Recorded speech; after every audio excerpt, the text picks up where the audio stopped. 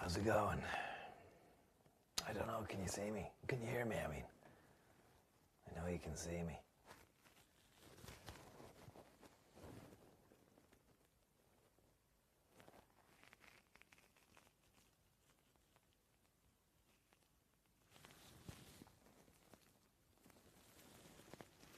Kev Beijing, how's it going? 6:37 in San Diego, that's nice. Jiggy McHugh, you can't hear, oh, that's great. What a night. What a fucking night. An incredible achievement. I just thought I'd wind down. I wanted to wind down on my own, but I had to let off some steam. Because I got in the door and after the stream had ended, I'd sent a text to a good friend of mine, good buddy. Said, did you see the stream? And still, an hour later, no text back.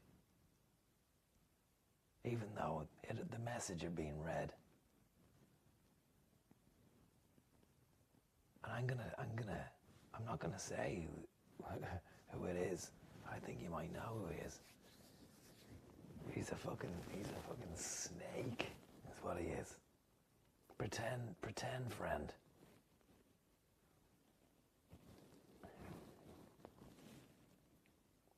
A fucking pretend friend. And it galls me as well, because I did help him out build the company. I helped build his company for him. And now he's one of the fucking top tech earners, top tech entrepreneurs, technocrats.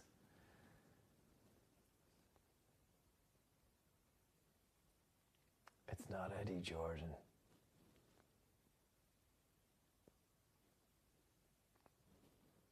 It's not John.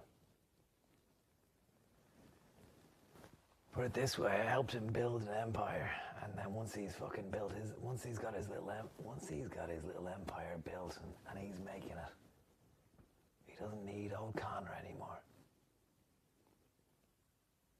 Kev Beijing. Kev Beijing has it in the chat.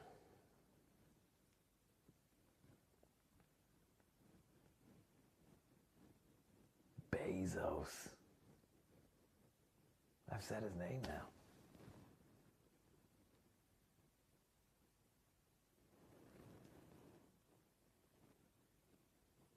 Fucking snake.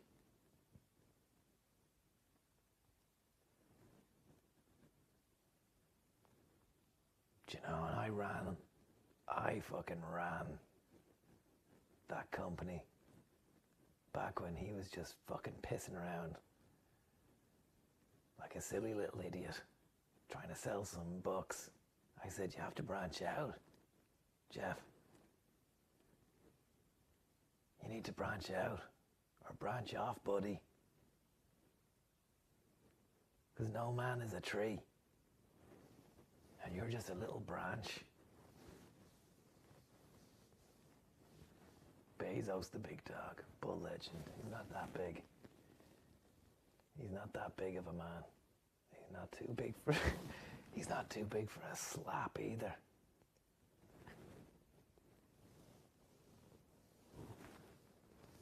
Little idiot. I wouldn't mind, but I was the man who got his fucking business up and running and gunning. The Boom Time Pats, thanks very much. And RK, thank you very much.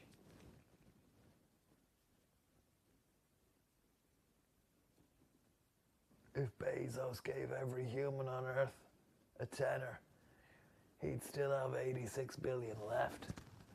That just tells you everything you need to fucking know about old Jeffy boy, doesn't it?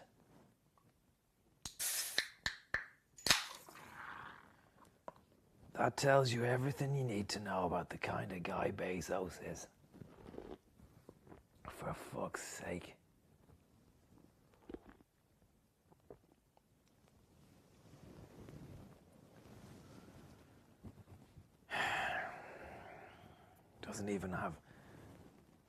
Doesn't have any time for his old buddy anymore after an absolute mammoth session. So I rang Deirdre, which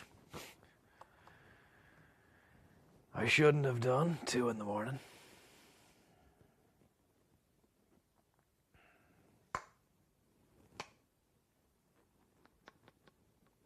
She was worried. And she was saying that I need to get help. But I mean, I was telling her that it's not help that I need. I just need someone to listen. So I, explained the Jeff situation with her.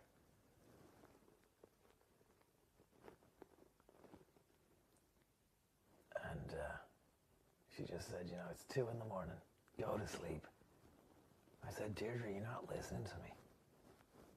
It's fucking Bezos again, acting the maggot. After all the fucking blood, sweat and tears I put into his shitty little business. And that's what it was. I'm going to come out and say it was a shitty little business at the start. I did a hell of a lot for Amazon. He'd be living in the fucking Amazon if it wasn't for me.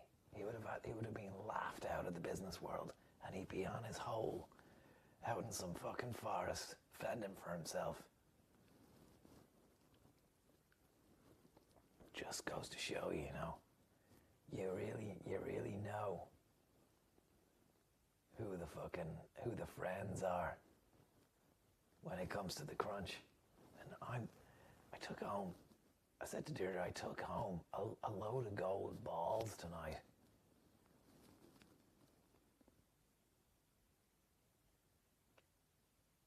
She didn't understand the importance of it. I said, Monza, have you ever heard of that? She said, I've never heard of that. It's 2 a.m, I just want to go to sleep.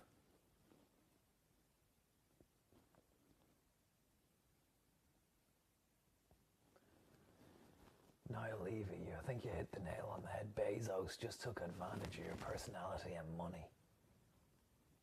Don't let the bald-headed man get to you.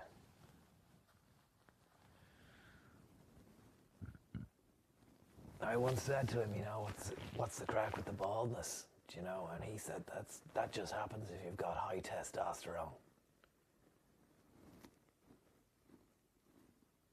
So he was trying to put one on me. Fucking snake. He was trying to spin that one round on me.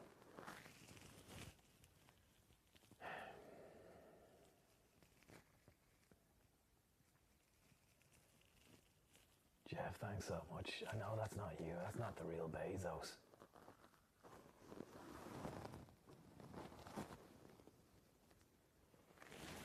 She said, you need to get help and stop thinking about Bezos. I said, D, it's not Bezos that I'm thinking about. I'm fucking living in his head to the point where he can't even bring himself.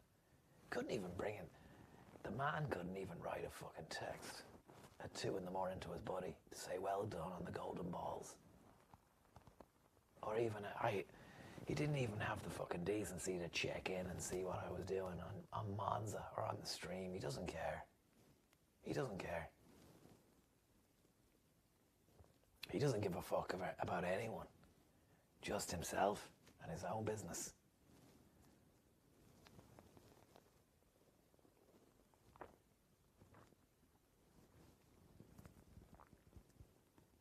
She said, are you okay, Connor? I said, I'm living the fucking time of my life. Since you left me for that chimp, I've actually hit a new crest, a new wave, a second wave, pardon the fucking expression.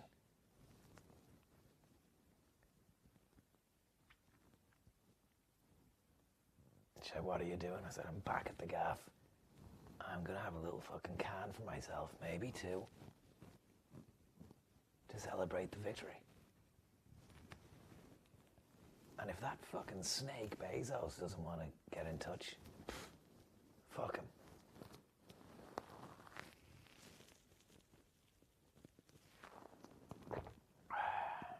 What about Zuckerberg? Fucking cut. I'm not gonna say it. I'm not gonna say it. He's another fucking viper. He belongs in a fucking snake pit. They're all the same. They all feed from the same trough, these cunts.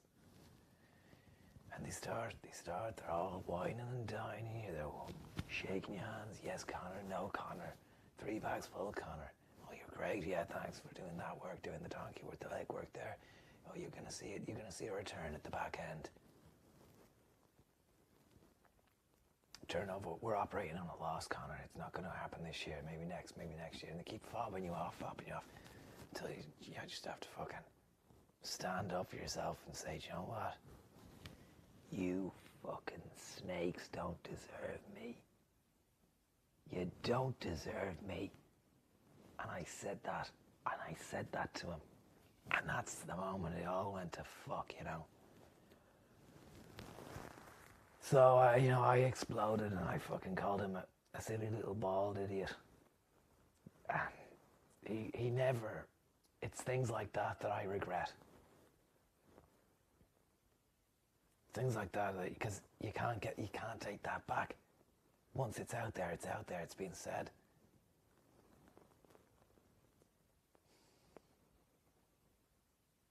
Even if you apologize, he's still gonna fucking know that you said it.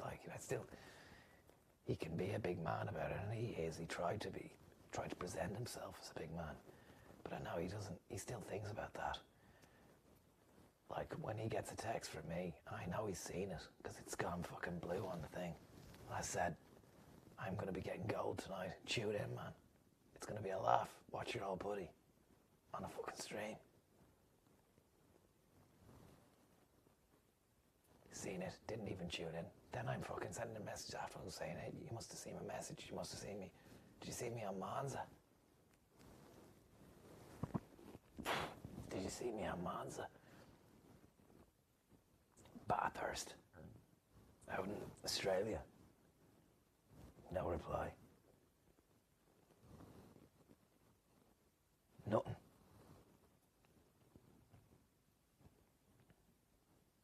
That fucking Mark Zuckerberg, fucking Faceberg, he's onto a winner.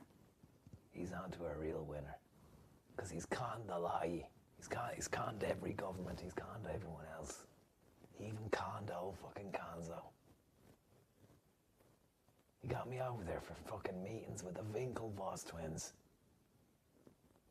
And your man now a Napster. Your man from fucking Napster.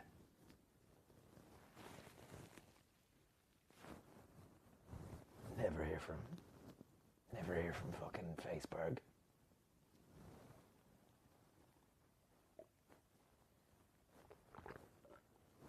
Well, fuck him anyway. You know.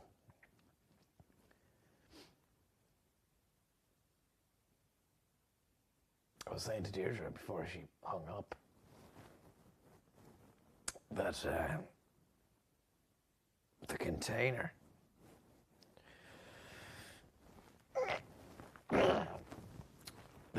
from China is coming. It's in Rotterdam, and there's fucking a load of masks, and there's 5 actual lads in it, and they're still alive as well.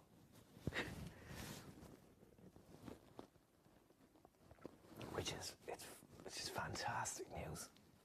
Because getting them over was going to be a real ball ache if we went through the right channels.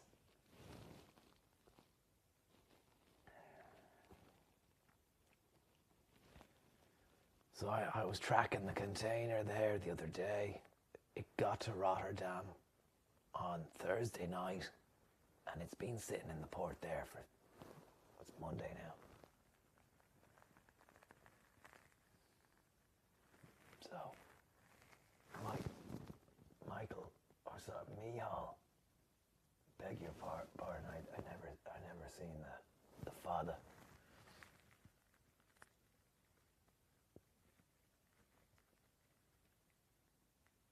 Even without the father, I should have noticed the E and the A had changed around. It wasn't Michael. After all you fucking sank into the company.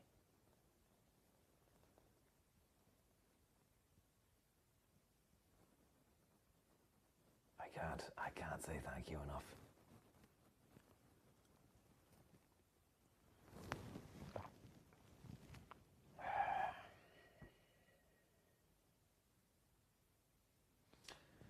Careful, there might be ammonium nitrate. Well, that's the fucking thing, do you know?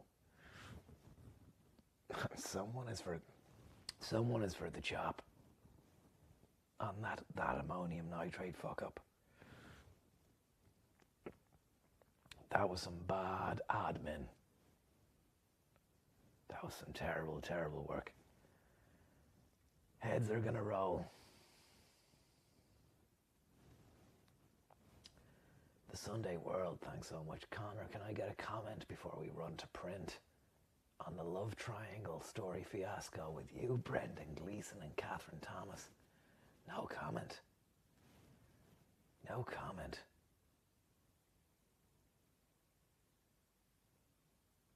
No comment.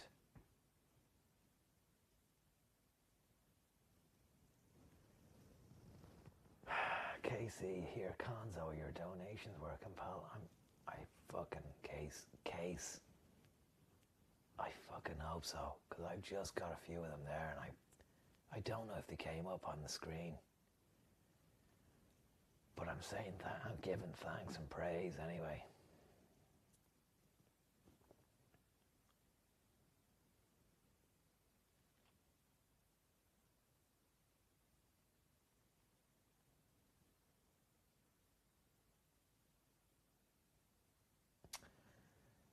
Zonad isn't sleeping over, no, it's an empty fucking gaff. It's just the way it is now, you know, going back to living alone. Not gonna lie, I said to Deirdre on the phone there, I'm not gonna lie, Deirdre. It's fucking lonely sometimes. And you see news article after news article about Bezos, and he's like, if I think about Bezos, I could be gone for an hour or two, then I'll go into a negative fucking thought spiral. A little gimp.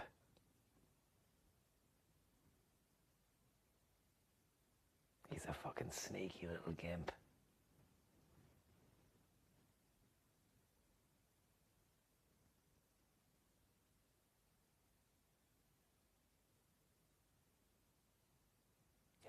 He'll get his fucking comeuppance.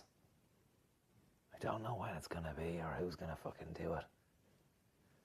Might have to, if we get these Chinese lads over. Who's to say, we might even get some of them to fucking get on the case with Bezos, because they're willing to come all the way over. They might be willing to do some other stuff as well.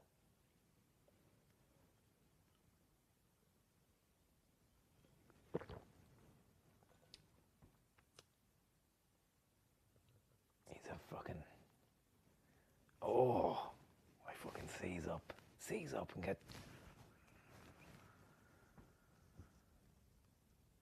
It's not right. It's not healthy, you know.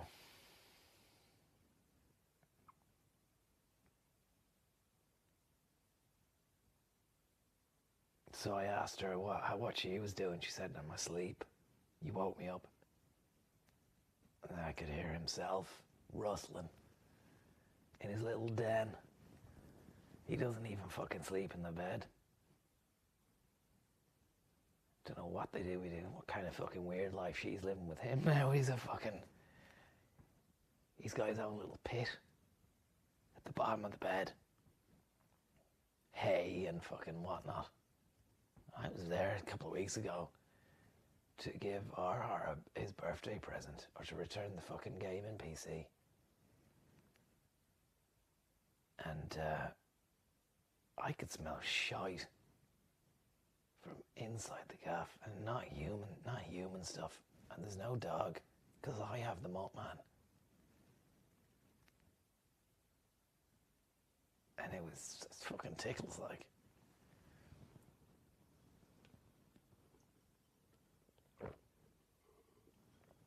She said, "Are you gonna get help, Connor?" I said, "No, fucking help. I'll help myself. Thank you very much. Help myself till I can. And have a bit of crack."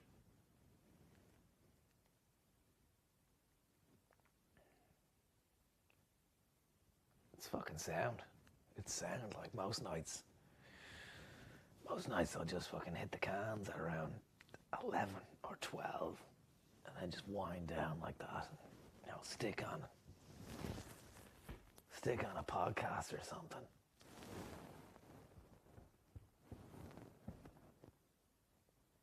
The Brezzy podcast is phenomenal.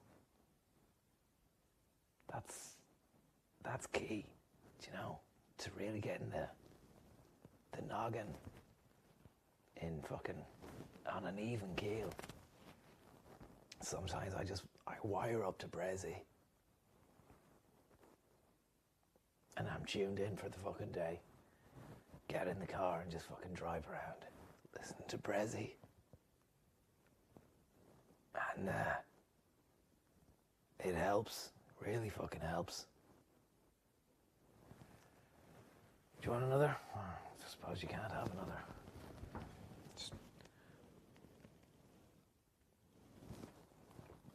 Just give me a moment.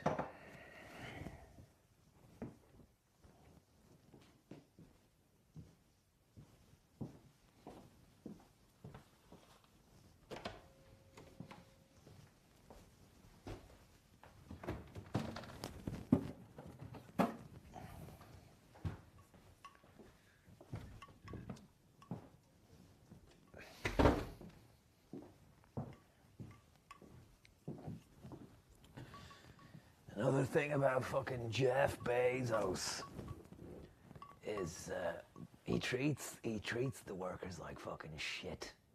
I know that for a fact. And now they're making a big song and dance about how they're employing everyone. They're employing everyone and fucking saving the world due to COVID. He's gonna save everyone's bacon. I just think it's a bit fucking rich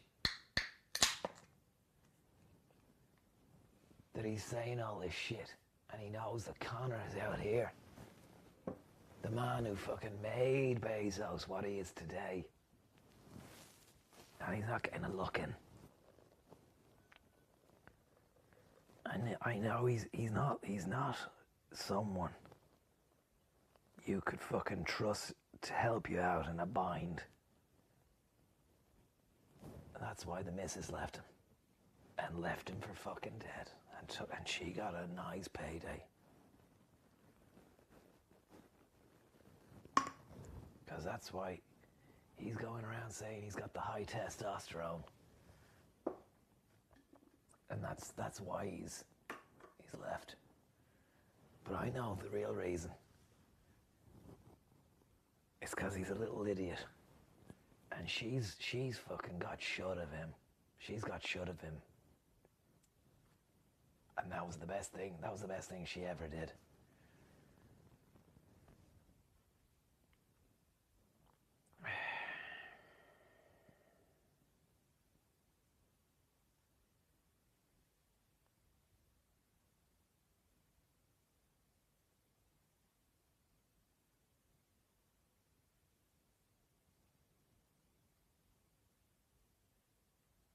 A lot of love for Bezos there. Some people are saying he's okay. Some people are saying he's an idiot. Dermot Desmond, thank you very much.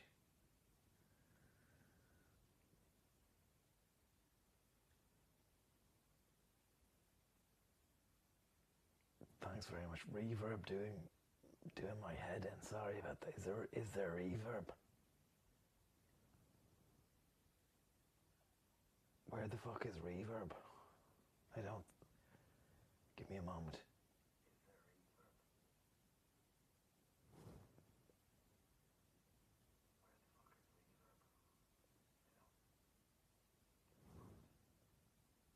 I can't hear any reverb.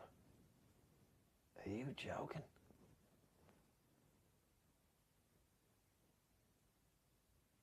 Are you joking? Thanks for the tip anyway. Dermot Desmond, thank you very much. Willie Harold, thank you very, very much. Why did Jeff Bezos lie about Conzo's involvement with the Amazon company?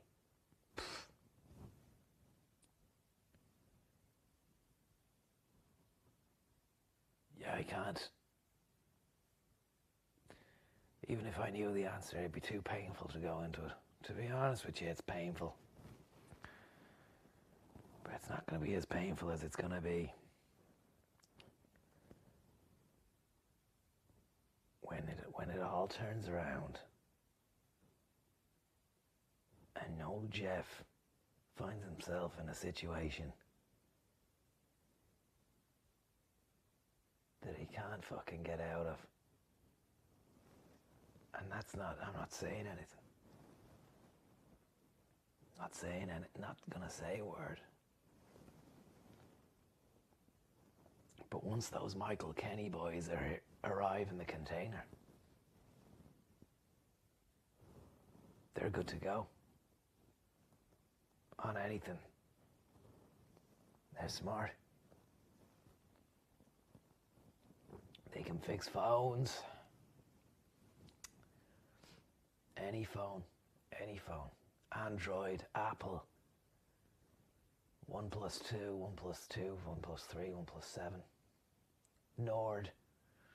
Samsung Galaxy X. Samsung Galaxy Note. Motorola G. Motorola G Plus with the stylus. Sony Ericsson.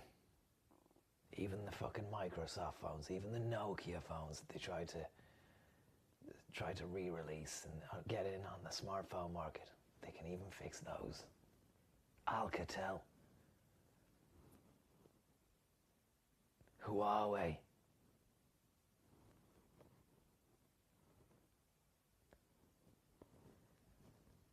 They can fucking strip it down, they can take it apart, they can fix them. And you know what else they can do?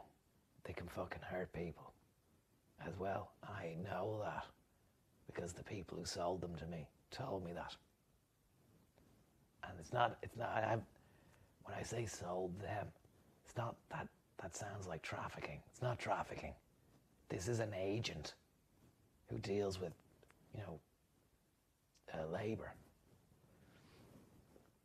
But look, we'll just see how it goes, All I'm gonna say is I'm gonna keep going for gold. And if fucking dickhead wants to ignore me, he can. But I'm gonna be there for him when he comes calling. I know you're saying to me, Connor, you look like a fucking loser going on about Bezos on a fucking stream. Talking about his success and all that kind of stuff. It's not. Do you think I give a fuck about him? Do you really think I give a fuck about Bezos? Seriously, I don't. It's nothing like that. It's nothing like that.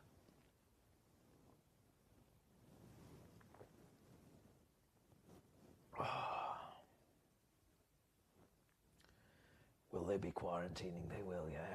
Everyone has to quarantine. Even actually, the thing is, they're actually not going to be. No one will know if they're getting into the country. So they don't have to. But I'll seize what they do.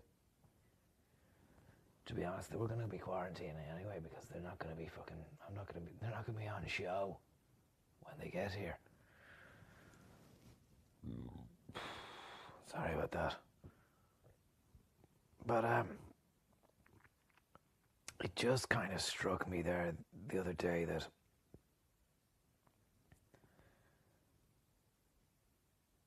that Brezzy is probably worth fucking 10 or 1,000 Bezos. Why? Because of the work he's doing helping people out. You know, and I try to weigh up the benefits of having that fucking mental health podcast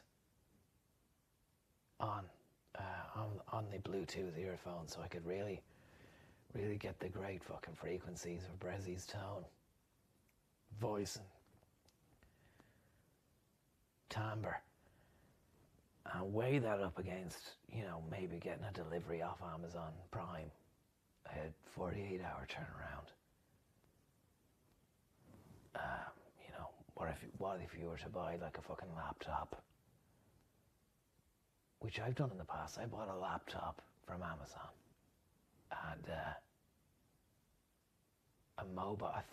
4G data router. You put the fucking SIM card into the router, and that's Wi-Fi in the house, Wi-Fi in the gaff. Wherever you go, you've got Wi-Fi in the gaff. And I enjoyed those products, and I enjoyed the delivery and the fast time. And I have to honestly say that they're on an even keel in terms of pleasure I get from both sets. But maybe, just maybe, Brezzy edges it and they puts fucking Bezos on the back foot. Because he's giving you stuff, giving you material goods, but I mean, what's he giving you at the end of the day other than just a load of old shite? Making billions of it. I added it up the other day. Not that I give a fuck, but I added it up, and he's earning fucking $2,500 a second. His Bezos.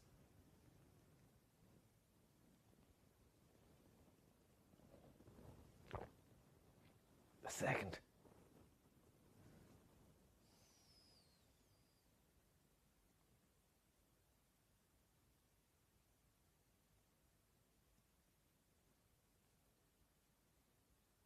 You've got a 440ml can. It looks similar and you cheat the extra bit of alcohol. I know. I mean, if you were to extract every little bit out of that can, you probably fill the top of the pint, but what can you do?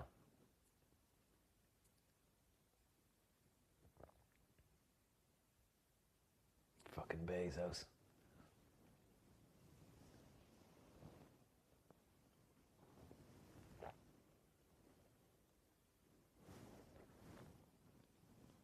Fucking hell. Michael Kenny.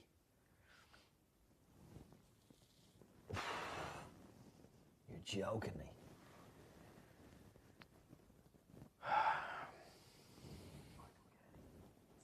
can't believe it. I had to fucking play the video there just to see if what I was seeing was correct. And it is.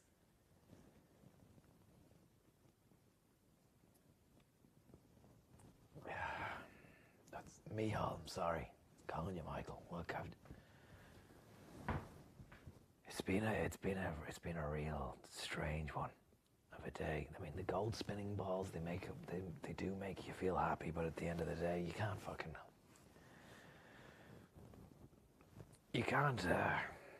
hold it, and it won't hold you. That's the top and bottom of it. And it won't tell you that it loves you and that you're going to be okay. And that's where fucking Brezzy comes into it. Not that he tells you that he loves you and that you're going to be okay, but he does tell you you're going to be okay. Not that I want his love. And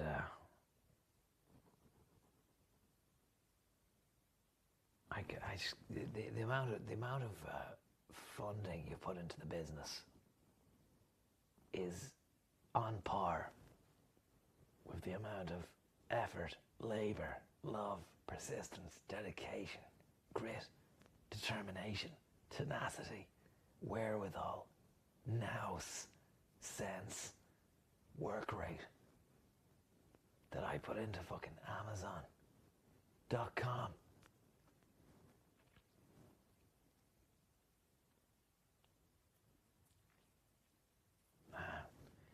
It's not gonna go the same way it went with me and him. It's gonna go with me and you. And once we get that lovely container into Dublin port in the next few days, it'll have to be for the next few days, otherwise we could have a serious fucking situation on our hands, Michal. And it's your name on the crate, bud. It's your fucking name on the fucking crate. I mean, legally, if something goes wrong with those little lads, legally, actually, it won't be you. It says Michael and your name's Michal.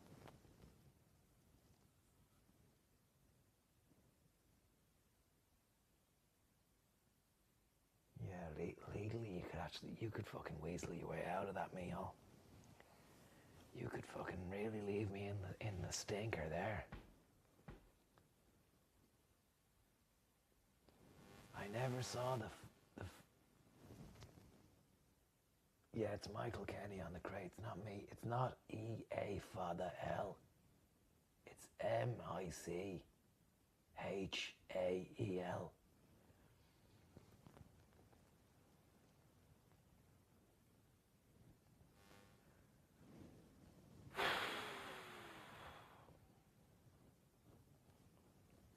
I mean, I say they're all right, but I texted them earlier on, just said, "Are you okay?" And still they haven't got back. So I should actually be worrying about those guys, not Bezos.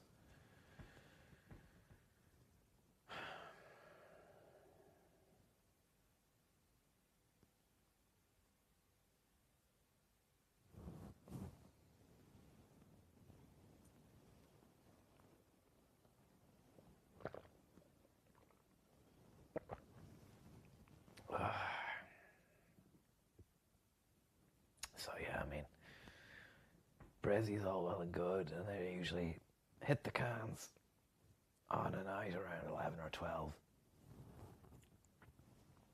And lash on, maybe, a bit of Dan Carlin's hardcore history, and just pass out to that, or The Stand with Eamon Dunphy. I think it's a fucking remarkable podcast. I really do. I think he's the way he's fucking reimagined himself and realigned himself, and he's given himself the fucking platform to do what he does best. And he lets the best thing about Dunphy on The Stand is that he lets the guest speak. He lets them speak. And he's not interested in fucking taking it horse ways, this, that, and the other. He wants to just get to the fucking meat and potatoes of what's going on, whether it's Trump, or it's COVID, or it's the Premier League, or it's the fucking Brexit. The way he covered Brexit like no one else, and he doesn't get any credit for it.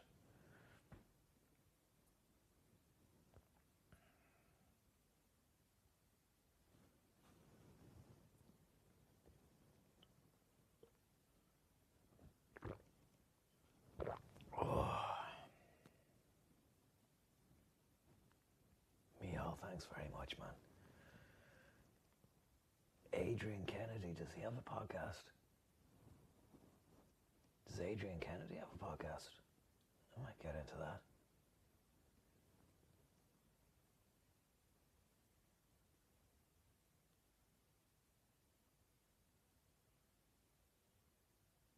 I thought you'd be listening to Joe Rogan exclusively.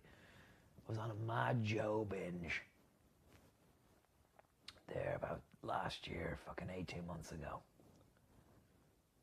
I was wired into Rogan at a frightening rate. I I was listening. There was so much Rogan going on. It was just every day Rogan. I'd wake up, have a fucking bowl of fucking Rogan, go out to fucking work, lunch Rogan. I'd have Rogan on in the car. I'd have Rogan Rogan on the headphones at work. Rogan on the Bluetooth.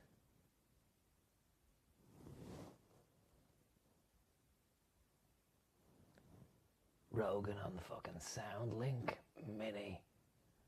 Rogan on the fucking Samsung soundbar from Harvey Norman, which I got with the TV, with the telly. All day, all night. Go to bed then. Rogan on the fucking Google Home, on the Google Nest. And I was candy flipping. I was, it wasn't just...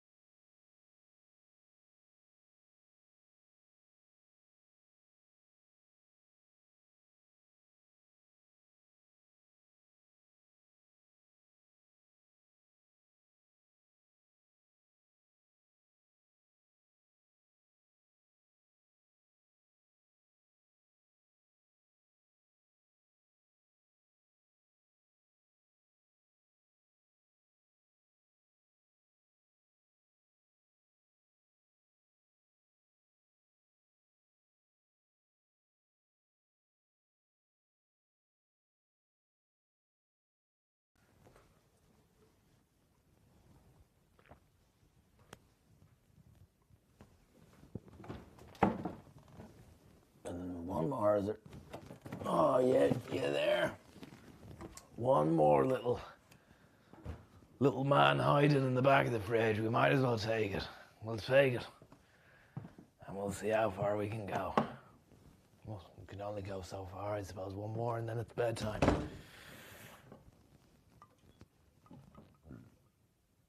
But I went through a hard Rogan phase.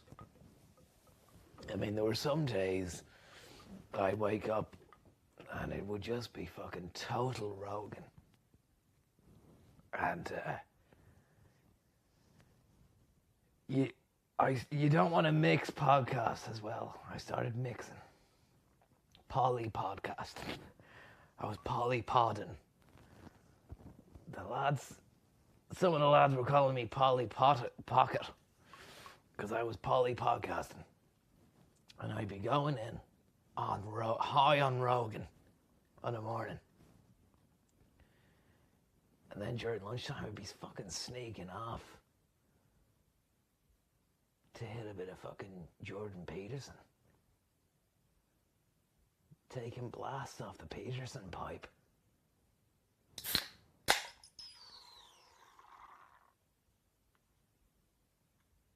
So, and then, end of the day, I'd be driving home to Jocko Willink. And that's known in the biz as candy flipping, where you're mixing all these podcasters up. I went through a real fucking heavy phase. This was before the breakup, before Deirdre cheated on me. Let's call a spade a spade. She fucking cheated on me. She was saying one of the reasons we had a disconnect, and this is her words now, not mine, is that I was fucking spending too much time in the pod world. And not enough time focusing on the relationship which had got away from us. It ran away from us.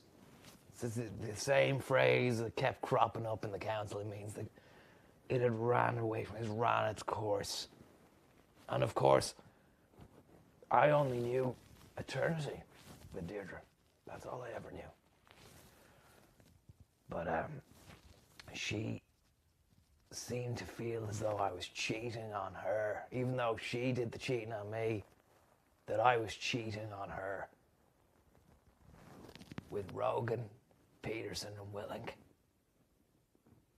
Candy flipping.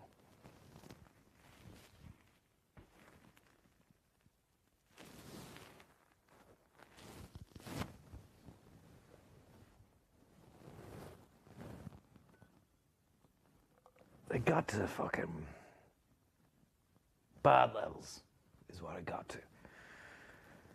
I even fucking started listening to, and this is, I'm ashamed to say it, but I'd be spending nights, I'd get out of the bed, I'd walk downstairs, creeping, with the Bluetooths, a pair of Bluetooths in my hand, the iPhone 10 in the other.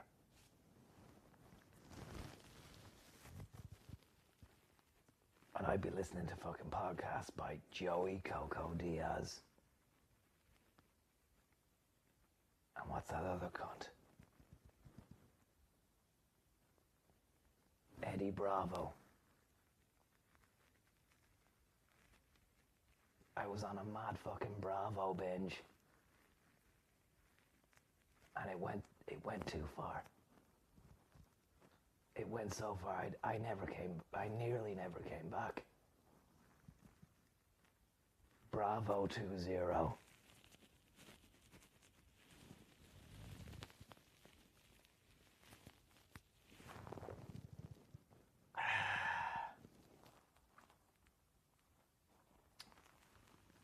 But I went to see, I got help anyway and I was gone. I managed to get rid of the demons.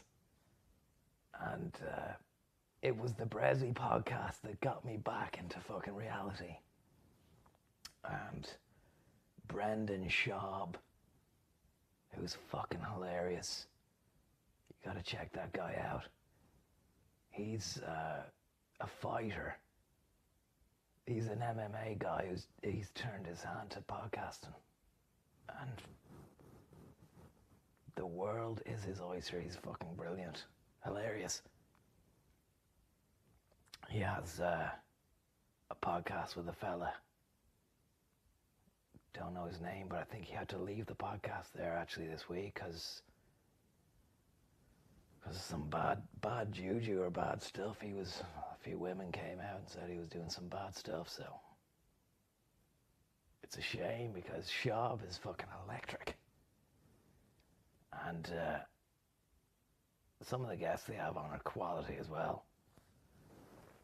But I mean, you'd never get Bezos on one of these yokes, you know. I was hoping that Rogan would get Bezos. Never would. You won't get that cunt on a podcast. Sorry. Sorry about that, saying that. There's a C.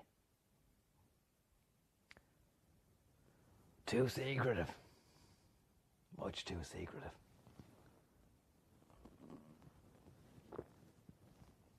Zurich Spotify.ie.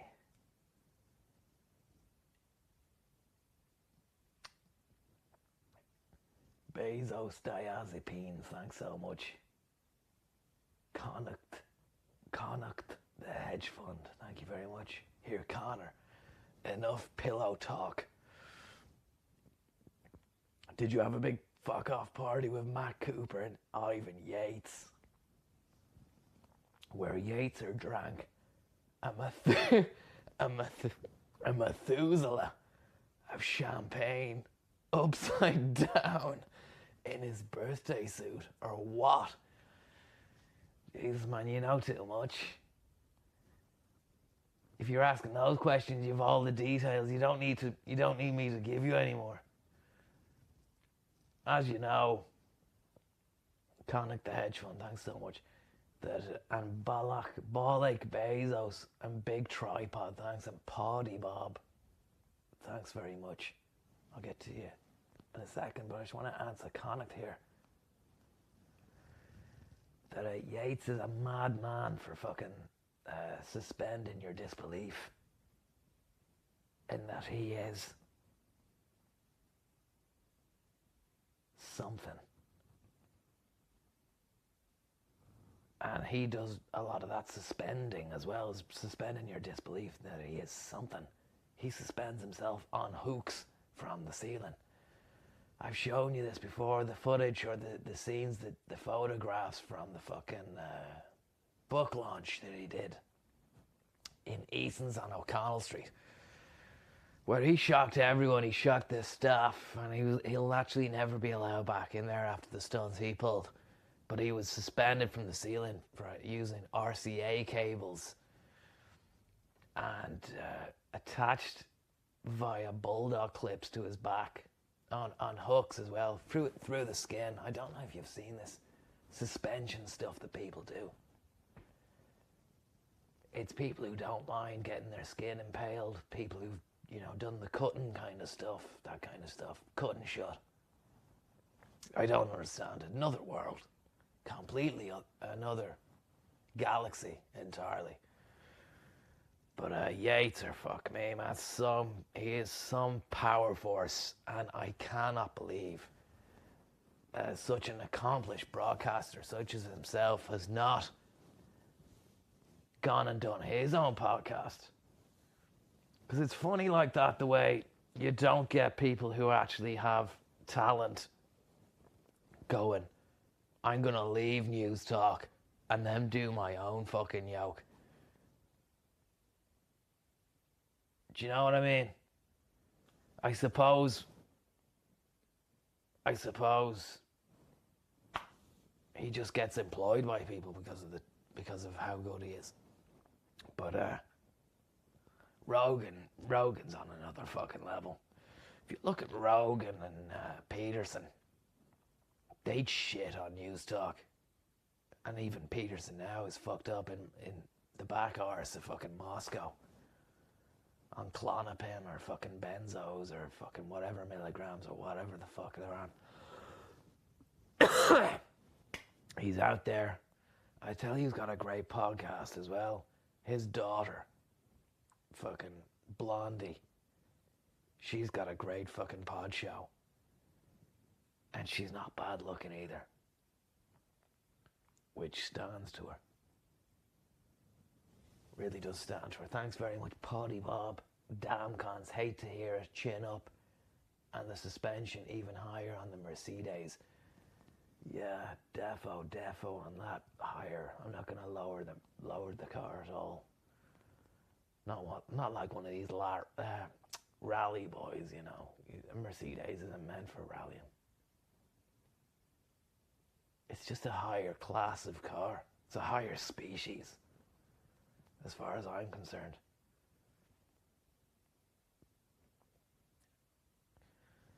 Wexford, thanks so much, bud.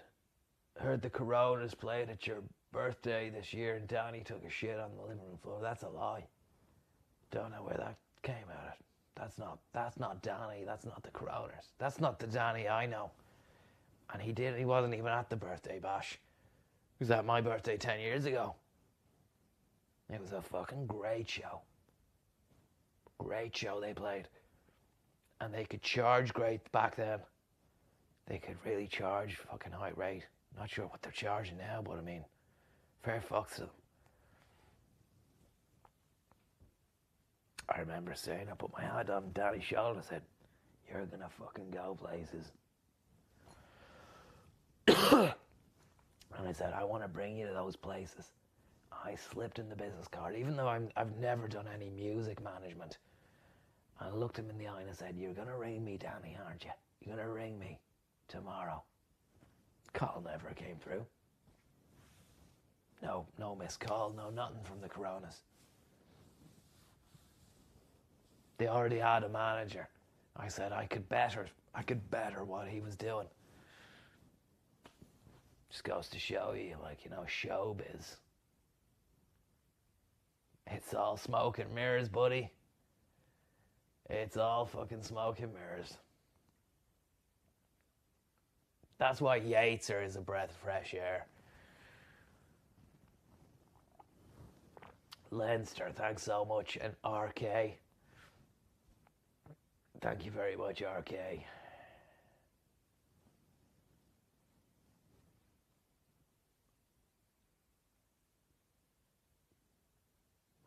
W.B. Yeats, the OG Sligo boy. I heard an interesting fact there about Yeats, that he was mad for the cannabis. And he actually managed to have, there was a guy in Sligo town, I don't know, he was a fucking pharmacist or a witch doctor or what, but he would supply Yeats with a tincture, like a liquid form of cannabis. And Yates would get stoned and head out onto the dunes at the fucking beach and just be there for hours on end, like, You should look it up. It's online, like, you can find it there. I just heard it the other day on the radio. But, yeah, madness. Apparently he was introduced to it when he was in Paris, hanging out with all these fucking arty-farty types. I think I've done lots of Paris as well. Do you know? Roland Garros is going to go ahead this year. And I pulled a lot of fucking strings to get that going. Walla walla bing bang.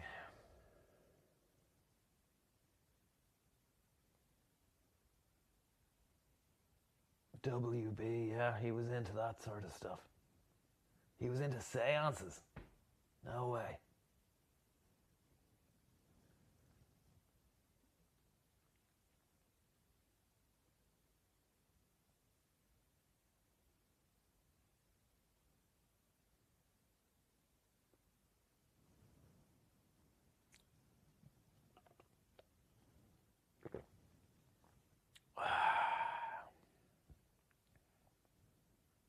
Some night.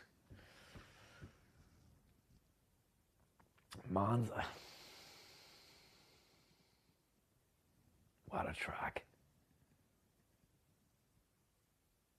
Deirdre didn't know what the fuck I was talking about. She just kept on saying, "I'm tired, I need to go to bed." She kept on saying, is this the end of it now? She said, "Is this the end of it now?" 3 times. It's like, what does it take to have a 10 or 15 minute chat with the man that you fucking married?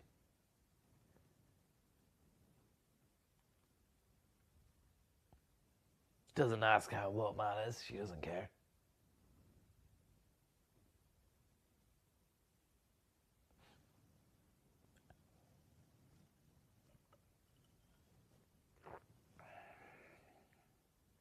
But I'm not going to go back to candy flipping the pods.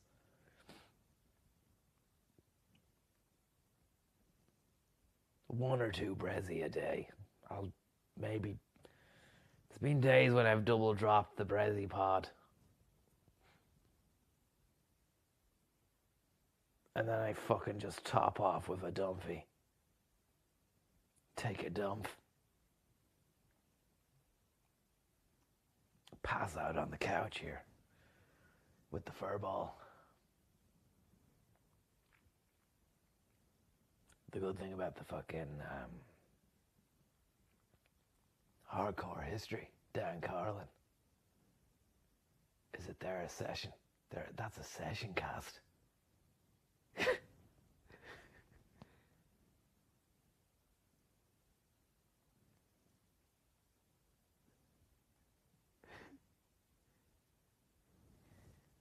go for 6 hours.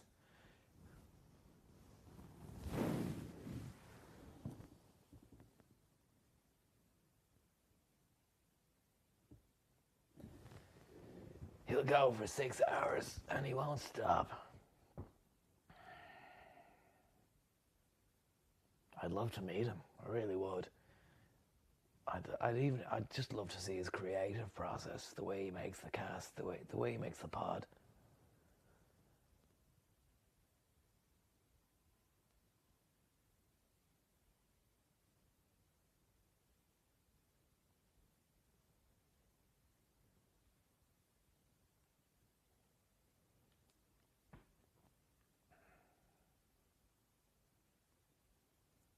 I might actually make one myself, I don't know. Maybe when we get these, once these Chinese boys land, then we can fucking start doing some production. You know, maybe they can, you know, mic me up, do a bit of record, maybe they can edit, I don't know. Maybe, I don't know whether or not they'll, I don't know how good their English is. Whether they can edit, whether they can use Logic, or Final Cut, or Premiere. They can fix shit. I know they can fix hardware, but I don't know if they can, you know, creatively fucking fashion something. Goose pod, yeah.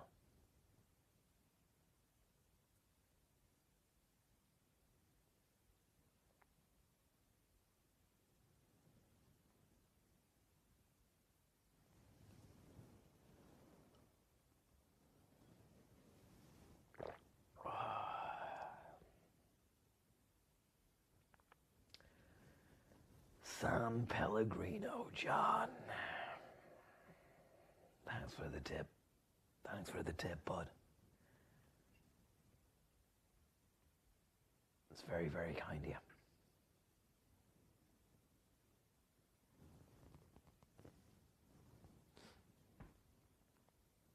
Would you actually do a pod? Dingo. I'd fucking love to do a pod. I really would. I'm thinking of, you know, getting set up, getting a Yeti mic and a fucking,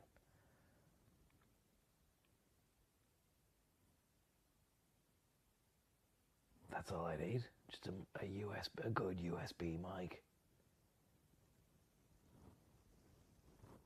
And then just fucking Patreon, you know.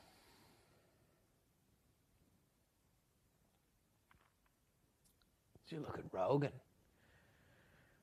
Rogan fucking circumvented all that Patreon bullshit. Peterson, he fucking made the money on the Patreon. He fucking rinsed the cunts on Patreon. Rinsed them. That's why he's fucking doing well. Even though he's in the back arse of Moscow on some fucking sort of, I don't know what they've got him on there, but he's actually not doing well. To be honest, he's fucking goosed. Rogan was podcast by Willink. Willink did really well. A lot of respect for Willink. He was out there in Iraq, he was out there in the Gulf. Fucking killed a few people, you know. And that's what you want when you're listening to a podcast, is that, especially one like his, you know that you're getting great advice because he's murdered people. And that's why he does so well. And he sells some fucking great merch. He sells some great merch off the back of it as well. Podcast.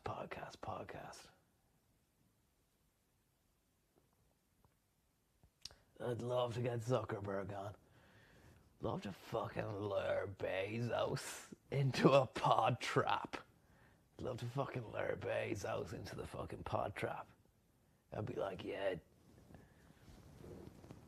I'd be on the fucking dog and bone to Bezos.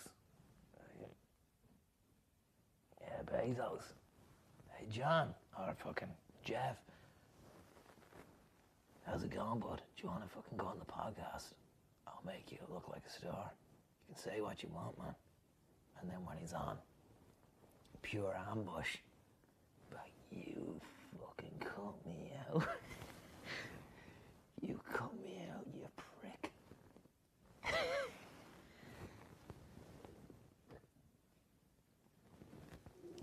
But he wouldn't, because he's a mouse. He's a shitty little bald mouse. Scared. Too scared to even fucking write a text message back to a friend. Fuck off.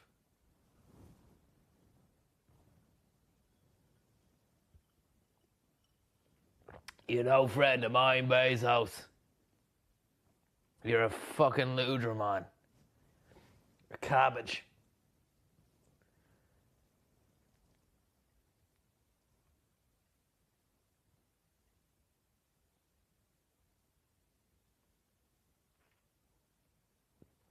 WB Yates on Page. Thanks so much, man. For your kind tip. Very kind of you. Conzo, would you be able to seal the night by reading us a Yeats poem? A W. Beer. Better yet, read some of James Joyce's love letters to Nora. Do you know, I don't know if I have the stomach for Joyce's letters to Nora. He had a fucking strange fascination with secretions. Just, you know, farts and smells and all that kind of stuff. I mean, for all intents and purposes, he's a genius, you know, and his work is a fucking, it's a masterclass of the avant-garde. It really takes it. It's some journey. A journey I've never even finished. I'm going to be honest here. Ulysses, like, fuck me. But you could dip into Ulysses at any point and there's gonna be crack happening, like mad crack. And then crack in the literal sense as well. Arse crack. But I don't know. I mean, I might read a WB. I'm not sure. Maybe a fucking... I was just going to throw in a podcast or something. I just wanted to see what the latest pod was from Dumph. He might have Stanage on. Stanage is some guy for the fucking breakdown of the political landscape of the US. Love Stanage.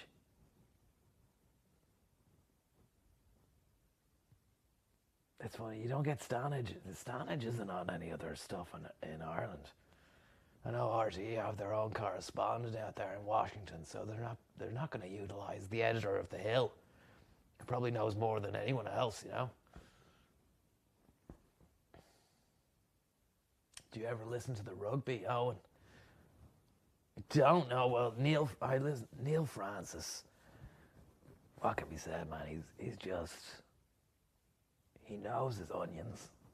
He knows his rugby ball onions. What's the story with fucking Kanye West? Apparently he's not going to be viable as a candidate because he fucked things up. I'm not sure. Gotta say, it was pretty fucking weird seeing him wearing a bulletproof vest and breaking down, crying and stuff. But I mean, you cannot say anything, you can't be dismissive of anything he does, because then you'll get the fucking, the woke crowd jumping on the back of you going, you can't give out about someone when he's mentally not well. But I mean, have you ever heard of the boy who cried wolf? How many times is he gonna have fucking meltdowns, before someone pulled the fucking chain in and reins Kanye in? And that's where I think I could really help him out. But there's gonna be no way that can happen, I've tried getting in touch with his people and the Kardashians.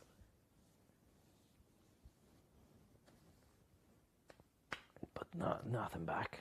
Didn't hear anything back from them.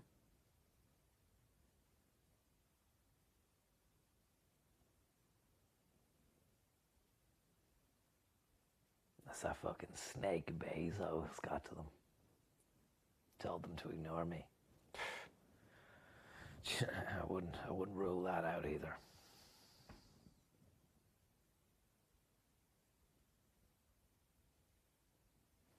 Wouldn't rule that out either.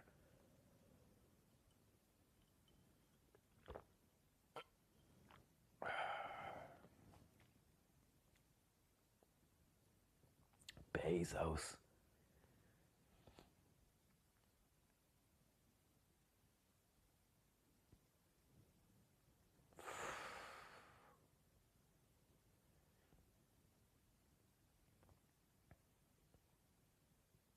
I'd almost go back on the fucking Rogan.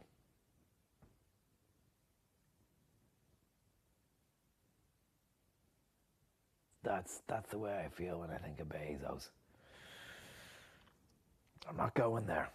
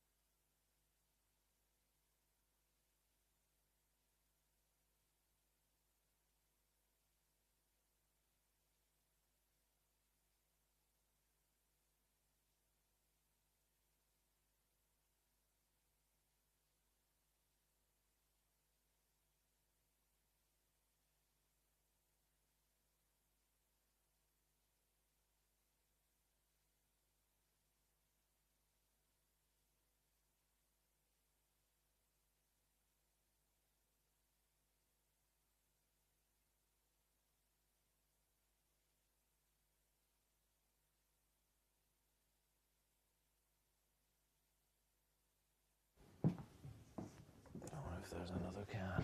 So one more, I'll fucking murder that. It's too much. It's never too much though, is it? One too many, could be one too little. There we go. There you are. I knew I could see you. I knew I could see you. Don't tell anyone. Just be okay.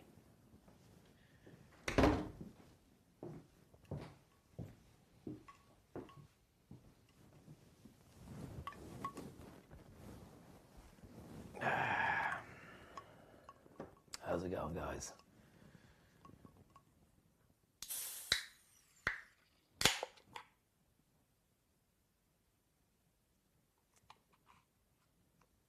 I was thinking we might fucking stick on a Netflix or something. Watch the Lady Gaga doc again. I fell asleep the last time. I never got around to finishing it. She was looking well, I have to say. She was pissing around the gaff in a body costume or something. Cooking scrambled eggs and putting the dogs out. To be honest, I really thought I saw a different side to Lady Gaga in that. Like a more kind of normal, down to earth, dealing with the day-to-day fucking hoi polloi of the domestic world. You know, cooking eggs and fucking picking up dog shit. It kind of brought her back. Because she'd gone off, like, you know. She'd gone off, and when she'd also done that film with Brandon Fraser, whatever his name was. What's his name? Brandon Lee? Fucking, I watched that. To Be a Star, or A Star is Born. Shocking. Absolutely shocking. And I know why it was shocking, because they didn't select a good DOP. Why didn't they select a good DOP? Because they turned me down. I put in for it. Didn't get selected. Bradley Cooper, that's it. Not Brendan. Brendan Fraser. Now there's an actor. George of the fucking Jungle.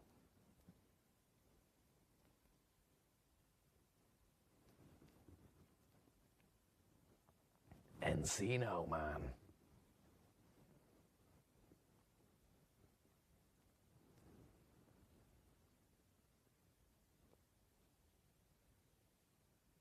They call that California Man over here because,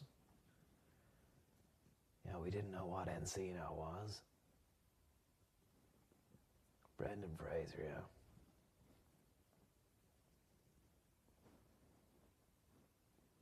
Bradley Supra.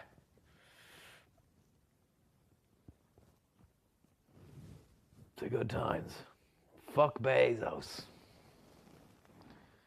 Jeff. I know you're watching, bud, because I'm fucking in your head. Jeff Bezos. Sorry. I'm in focus. Jeff, bud. How's it going, man? How's it going, Bezos? It's just you and me now, you little fucking gimp.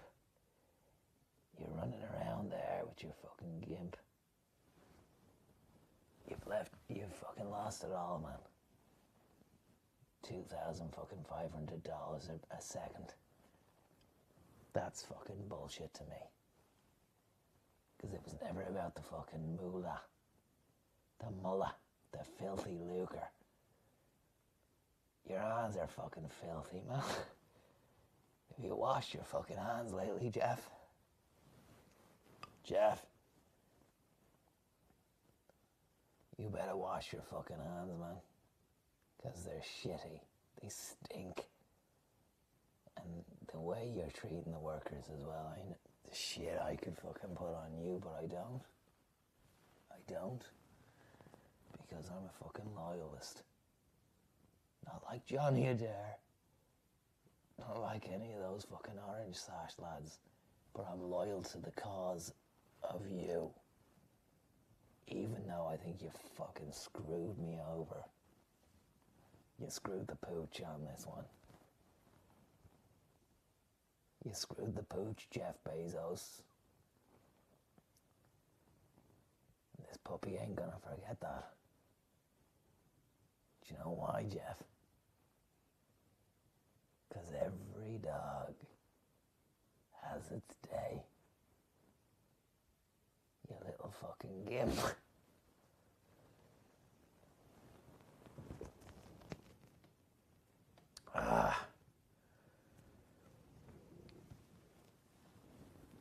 Hide your bombs.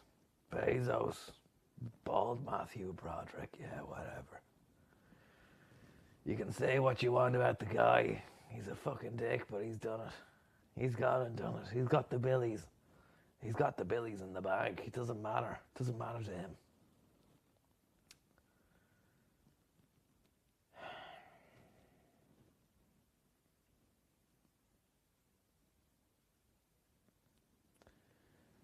D4, thanks so much for the tip. That's very kind of you. Do you have any advice for someone going through a divorce, Connor? Look, I'm living advice at the moment. I'm not gonna fucking dispatch anything. Observe me and you'll see what you see is what you get. Joyce kept farts in a jar, thank you very much. Fascinating fixation he had with the shit house. There's a shit house scene in Ulysses or something. Don't pull the chain. Was that one or something? Don't pull the chain, like, he wanted the turds to be left in the fucking pot. Do you know, and this guy, we fucking venerate this fella. But he was a turd regarder. Let's just call a fucking turd a turd here. Joyce. Crazily talented. Was mad into his turds. Sonic the Hedgehog, thanks very much. Enough pillow talk. When you down Kerry with Yatesy. It's Francis Brennan. But I'm not going to read that out. But it's not true. At least I don't know anyway. I don't know about that.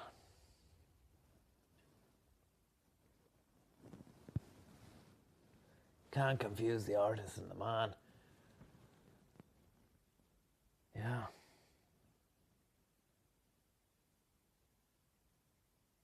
Yeah, fucking hell.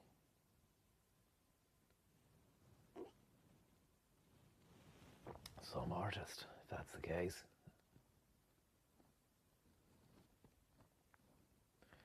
Which is more, I could say, for fucking Bezos. The filth. What a fucking turncoat. He left the missus and she was nice.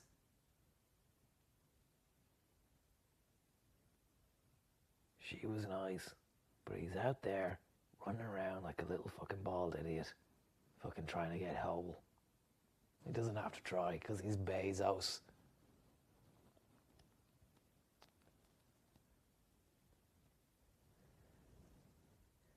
He was very fucking quick with that spinning the fucking baldness due to the high testosterone thing. It made me look like a right fucking sham in front of everyone. A few people there, even Zone had, and it kind of cut me deep because Zone had laughed as if to say, I'm on, you know, that was a good joke that Bezos made at your expense. But Zonad's a good friend. We go way back.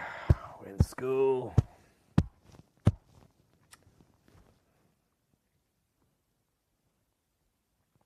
But business corrupts. Money corrupts. And I've seen a few things he's done. He's never really been that explicit. But I mean, I'm picking up a few signs that Zonad might not really even fucking care for me as much as he lets on. Let's just say if another big fish or another big fish comes into the water, then Zonad's just gonna follow that fucking fish. Or if another trawler comes in, Cantonage style, fucking Zonad will probably, he's like a seagull just following them. I hope. Feels bad. It feels bad me saying this about Zonad because I do fucking, he's my best buddy, like, you know. Just don't understand why he fucking doesn't side with me on some issues, you know.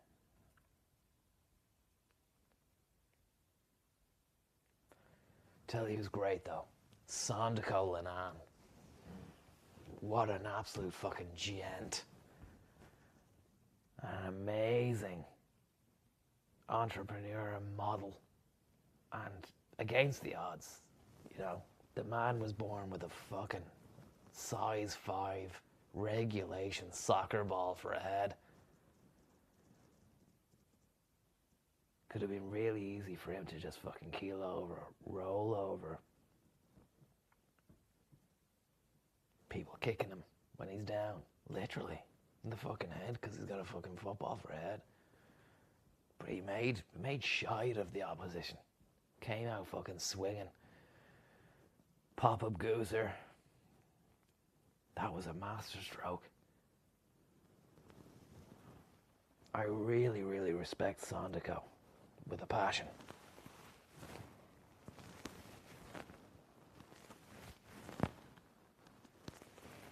And he won't settle down. That's a thing. Some fucking man, you know.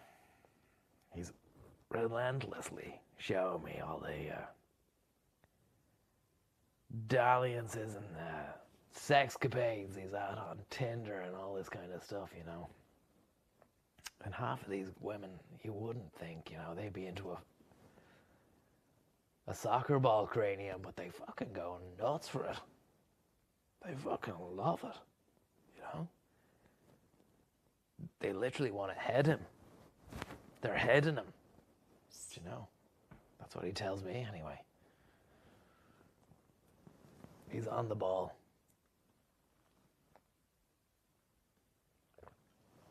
No time to fix the focus, lads. Okay, sorry about that.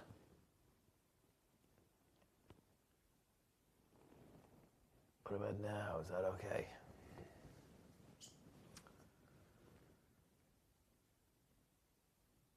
Probably,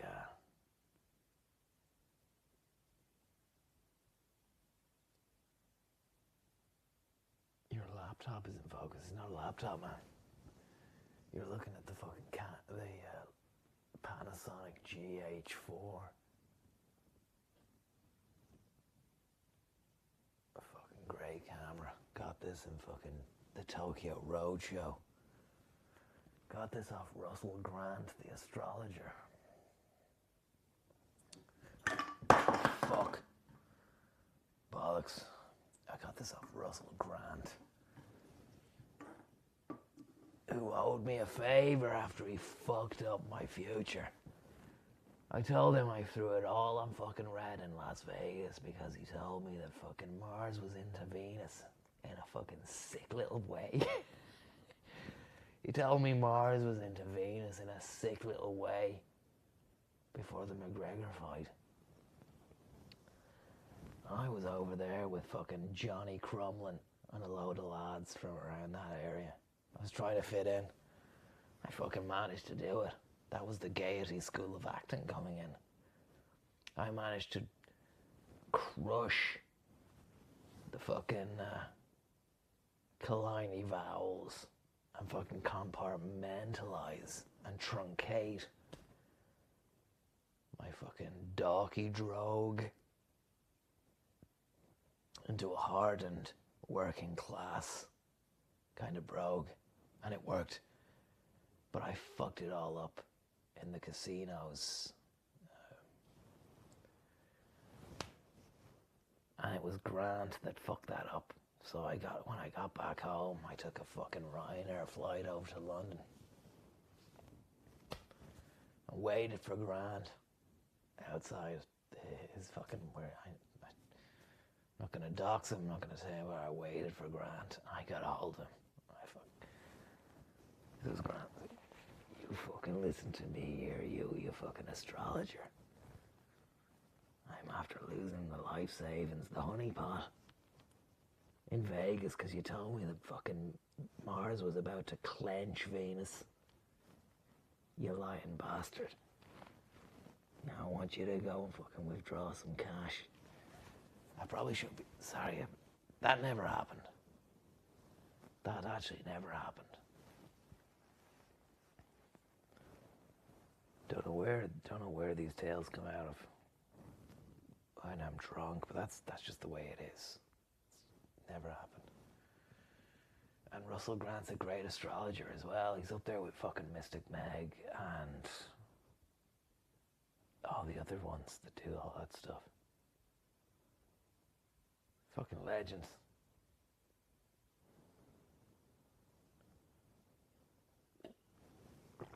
Cancer the crab. That little fella with the fucking nippers. I always thought that was funny as well because you'd associate cancer with fucking bad vibes, bad juju, you know, it's fucking terminal cancer, like. Turns out he's not a bad little fella at all. He's a nice guy. He's a fucking sound little crab. Family man, family crab. Worked all his life, fucking just, yeah, he's sound, like.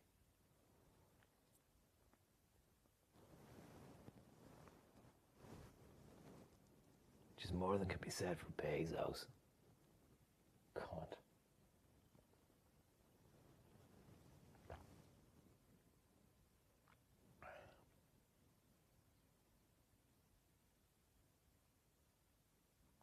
This is Fitz, thanks for the tip. Please say my name, Jeff. I've just said it. Far further. Thank you very much. Hope you're getting on well, bud. Never forget,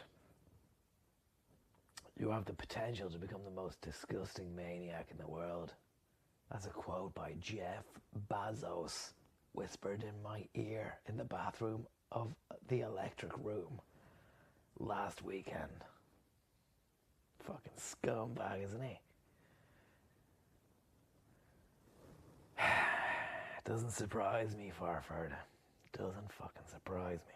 It does, but it doesn't at the same time. Piece of shit. Going around spreading that shit as well. As if butter wouldn't melt. As if he's not going to get fucking caught up at the end of the day. Ryan Hall, thank you very much. If there was to be a new season made of the Hardy Bucks, would you be up for it again? Would I be up for it? Fucking as Connor Williams, if the Hardy Bucks came and asked me to be in the fucking series of the West of Ireland, a fucking series set in the West of Ireland, about a bunch of lads at Mayo. If they asked me, yes, I fucking would. Any chance to get on the fucking box, I'm in there. Any fucking chance I would.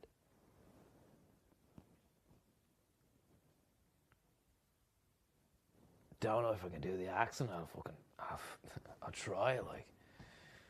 Thanks for the tip, man. Sonic the Hedgehog, enough with the pillow talk. When were you down at Greystones with Don Conroy? Could you read us some bedtime Joyce, Nora? You're mad for the Joyce, Sonic. Don Conroy didn't do 9/11. Okay, he just did great drawings, pictures as well. 9/11, that's going to be around the corner. 19 years. Be 20 years next year. Do you know? I know I go on about it a lot, but it's a significant fucking thing that happened, like visually, on another level, like an absolute fucking crazy spectacle, like a fucking statement. At the end of the day, those guns got crushed, and they'll always be crushed by a big power. I'm not about the people who did it. They will be crushed because they're obviously weaker. But it just goes to show you, like, that the weaker force can leave a real long-lasting sour fucking taste in the mouth. And that's something else. That is fucking something else. Like, if you take shock and awe, if you took the shock and awe of fucking Iraq 2003, or even the bombardment of the Tora Bora landscape, the fucking trying to round up the Taliban, fucking up Iraq, really going in there strong, going back into Fallujah, second battle of Fallujah, all this fucking stuff. Like, none of it is memorable. But they made a fucking mark, and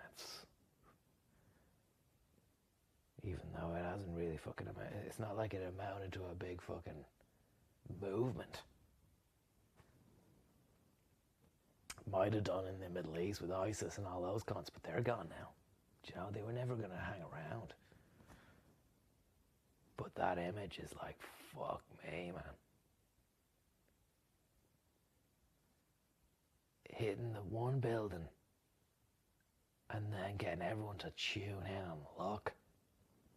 I was saying this to Zonad the other day, and Zonad was there on the day. Zonad was around fucking Manhattan. He'd gone over the Brooklyn Bridge, and he was walking around with a Sony. Did he have a fucking PD 150? I think Zonad had a Sony PD 150. He just started his production company around that time, Lemon Tree Productions, and he was over with one of the guys from, not Baz Shamway, but one of the other lads who did the travel show, which was a precursor to the show they were doing. And he got it all on fucking film, you know. But it was just astounding. Crazy stuff. Michael Bay sort of stuff, you know. Beyond Bay is the essay he wrote. He wrote an essay that got published in the fucking Sunday Independent back in 2001 called Beyond Bay.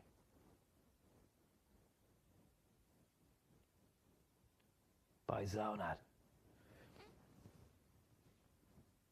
I say I love Zonad. He's a good guy, but I mean, you know, he's shown his true colours a few times, and I don't like the look of them. 40 Nora, thanks so much. Aaron Sperling, thank you very much. And Chase Pack. Bezos.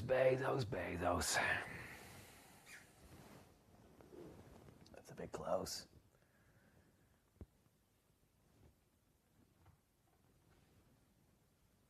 It's a bit Bezos, a bit too Bezos for comfort. Crazos. Do you reckon Bezos had something to do with 9/11? I don't think so. I don't think he's not capable.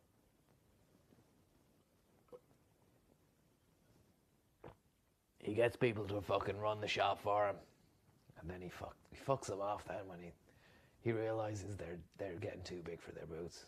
That's what it is. That's what it is. That's business. That's business. That's Bezos.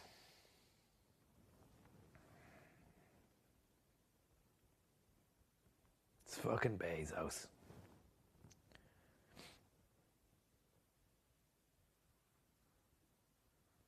What's going on here with the fucking the stand?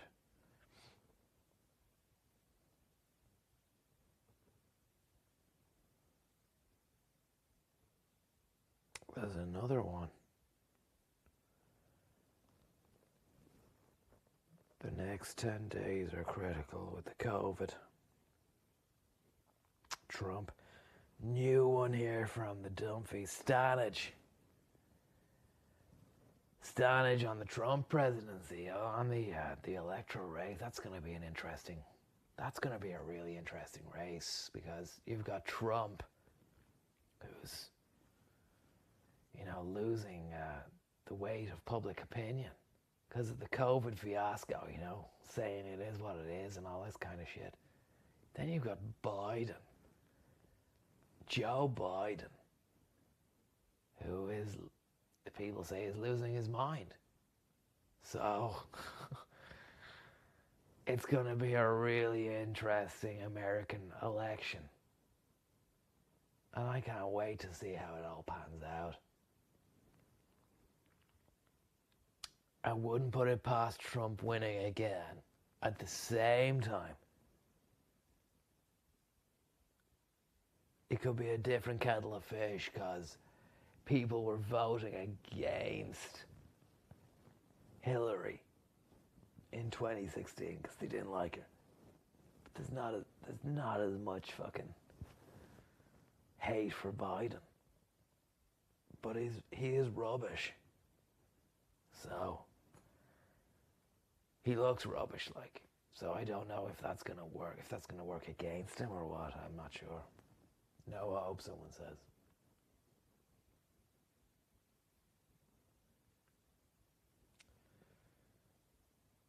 Yeah, I don't know. I really don't know.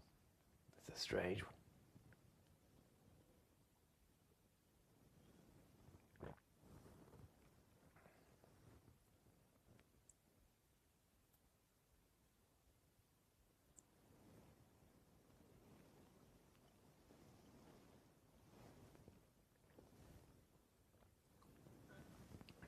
Oh, it's a nice little glass. When you get a good glass, it's a great drink. It is fantastic. So that's blocking the camera there. Sorry.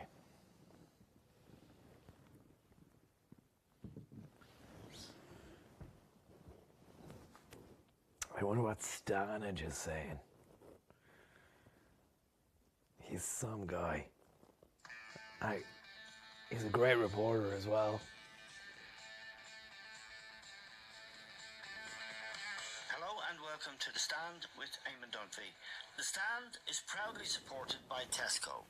At Tesco, our exclusive hours for over 65s, family carers and extremely medically vulnerable customers are every weekday, Monday to Friday, up to 9 a.m. Healthcare and emergency services have priority access at all other times. Now more than ever, every little helps.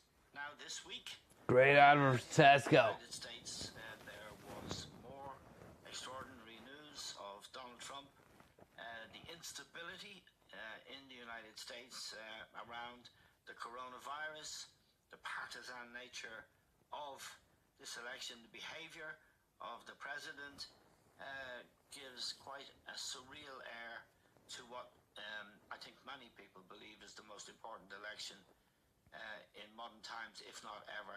We're joined now to discuss the election, which is less than 3 months away, by Niall Stanage, who's the associate editor of the Hill newspaper. DT, thank you very much. That newspaper's White House columnist. Now, Thank you very much. it's not really hyperbole to say, is it, that this may be the most important Just listen to it. in American history, certainly in modern times. I think in modern times that's a completely valid assertion to make, yes. Donald Trump, I mean, we have spoken on this podcast a number of times about all the ways in which Donald Trump defies the norms of political behavior for a president of either party. Yeah. The way that he has... He's so right. Can you hear this? erode, for example, the independence of the judiciary from the political system. Can you hear Stanage?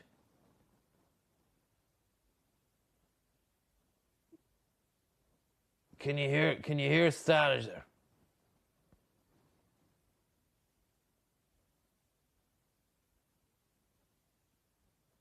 You can hear it. The language he uses about opponents, the language he uses about US allies, etc., on and on. Now, it could be the case that the American people effectively endorse that approach come November the 3rd. Mr. Trump, of course, is trailing in polls at the moment, but that does not necessarily mean that he is a dead cert to lose in November. And whether the American people re-elect him or elect Joe Biden, either of those results will say something very profound about the nature of the United States as a society right now. Yes, and that's the troubling sort of uncertainty, isn't it? It's the kind of unknown, if you like. Yeah, Rumsfeld. no, absolutely. I mean, Donald Rumsfeld. Almost certainly going to be a tightening in the polls. Right now we have Big time. up by a fairly significant margin in polling averages, around about 7%. If that result were replicated, there would be no sense in which the Electoral College would, as it were, save Donald Trump as it did in 2016. In 2016, Hillary Clinton won the popular vote, but as we know, Mr. Trump eked out a win in some crucial swing states. A 7% margin would remove that as a possibility, but most people anticipate the margin to come down. You and I have spoken before, and we may do today, about Joe Biden's vulnerabilities as a candidate. And, you know, for all the many, many Trump controversies, yes, it is clear that the coronavirus crisis has hurt him more than anything else has, but he's still about 41, 42% in the polls. That's not good for an incumbent president. It makes him the underdog, but it doesn't make him an absolute no-hoper just yet. Yes, and one of his most potent weapons, the most potent weapon, I think it's fair to say, has been Twitter and his use of social media generally, Facebook, of course, as well. And this week, he fell foul of both Twitter and Facebook, who removed, on the grounds that it was inaccurate, a statement he made on television saying children are almost immune to the coronavirus. They took it down on the basis that it was untrue, and that is a development, really, isn't it? Because he is the master of Twitter. There's no doubt about that, is there? No, I mean, he's clearly made more use of Twitter than any other president, any other frontline politician in the world that I can think of. And he uses that to bypass the media, to talk directly to his supporters, and to really get his message out there instantly. He also, I think it's important to note him, and has used Twitter a lot to drive the news agenda, be it redirecting the news media's attention or just tweeting something that is completely inflammatory to divert attention from other stories. In any event, the developments that you talk about are important. He did tweet and put on Facebook a video clip from a Fox News interview where he contended that children are, he phrased it oddly, children are almost, and I would almost say definitely, but almost immune from this disease, meaning COVID-19. That's not true, and it was therefore taken down on the basis that it was spreading misinformation. So there's a whole controversy about that. And it also contradicted, he was contradicted by Dr. Anthony Fauci, who is now on the outs, and Dr. Deborah Birx, who had seemed a little bit more compliant to President Trump at the press briefings at times earlier in the year. She's also taken a hammering from the president. So effectively, he's making this up as he's going along in terms of responding to the pandemic, and it's evident from the press briefings, most of which I've seen this week, that he's making it up as he's going along to no great effect. At one point, he said, it'll go away. Everything goes away, which, given the fact that over 1,000 people a day are dying from the coronavirus in the United States, really is quite shocking. He also said in a HBO interview that I saw, it is what it is, when the death toll was put to him. And the interviewer, a young journalist, said, what do you mean? It was quite extraordinary. Yes. I mean, the whole effort by President Trump to, I would say, downplay the coronavirus and to appear dismissive of it has been really pretty shocking by anyone's standards, and it has characterized his approach throughout this crisis, not just in recent times. In fact, it has been widely reported that advisors to him have sought to change that. I mean, one of the reasons for bringing those briefings back, for example, was supposedly to show that he was concerned about this crisis, that he was on the ball with this crisis. That clearly hasn't worked, because it's his impulse and his approach to say it is what it is, or to dismiss it, or to say that it will go away of its own accord. Right now, Eamon, as I speak with you, there are around about 160,000 Americans who have died from this disease. Yeah. We are closing in on 5 million cases, and I think this is really important, the United States has clearly not bent the curve or flattened the curve or got on top of this virus in the way that many other nations, particularly in Europe but also elsewhere, have done.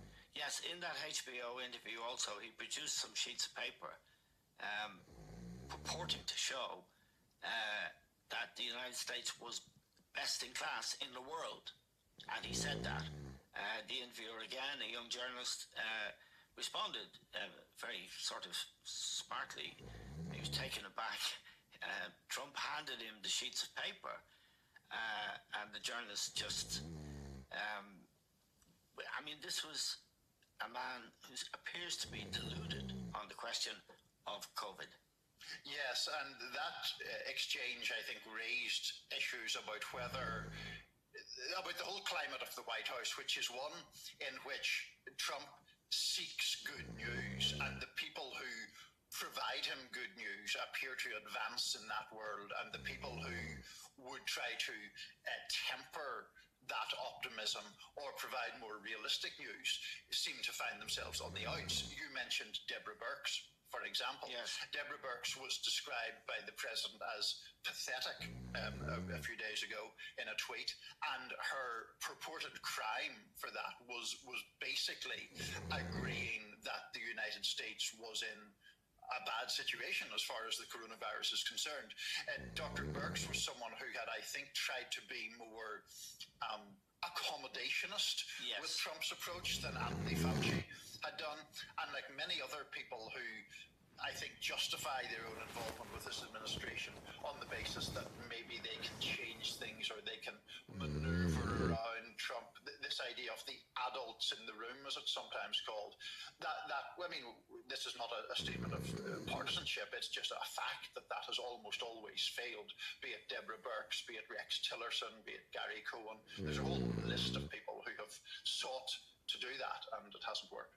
Now, again, he has turned to raising questions about the possibility of an election. He suggested that the election could be delayed, and that was swiftly put to bed by Republicans and Democrats, saying no way. Cunt. He then, Bezos is a cunt. Forceful point he's been making, a political point, questioned the authenticity of mail-in ballots.